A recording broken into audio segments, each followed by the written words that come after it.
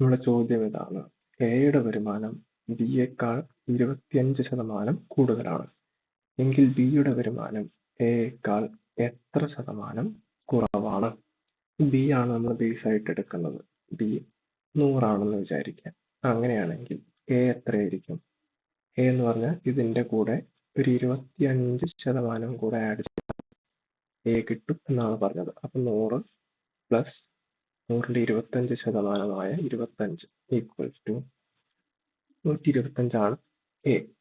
ഇത് നമ്മളോട് ചോദിച്ചത് എയുമായിട്ട് കമ്പയർ ചെയ്യുന്ന സമയത്ത് ബി എത്ര ശതമാനം കുറവാണ്. എത്ര കുറവാണെന്ന് ചോദിച്ചാൽ നമുക്ക് പറയാം 25 കുറവാണ്. എത്ര ശതമാനം കുറവാണെന്ന് ചോദിക്കുമ്പോൾ 125ന്റെ എത്ര ശതമാനം ആണ് ഈ 25 എന്ന് കണ്ടുപിടിച്ചാൽ മതി. അപ്പൊ നമുക്ക് ഈ എക്സ് കണ്ടുപിടിച്ചാൽ മതി.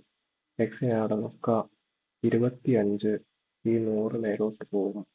അപ്പൊ 25 ഇൻറ്റു 100 ഡിവൈഡഡ് ബൈ ഈ 125 താഴോട്ട് വരും. 125 ചെയ്യുന്ന സമയത്ത് ഇവിടെ ഒരു 25, ഇവിടെ 5 25. ഈ 5ഉം ഈ 100ഉം തമ്മിൽ വെട്ടുമ്പോൾ 20. അതായത് 20% ഉത്തരം.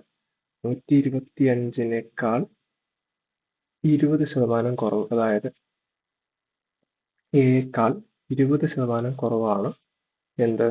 ഈ ബി എന്ന് പറയുന്നത്. ബിയേക്കാൾ 25% കൂടുതലാണ് എ, എയേക്കാൾ 20% കുറവാണ് ബി. അതാണ് ഉത്തരം.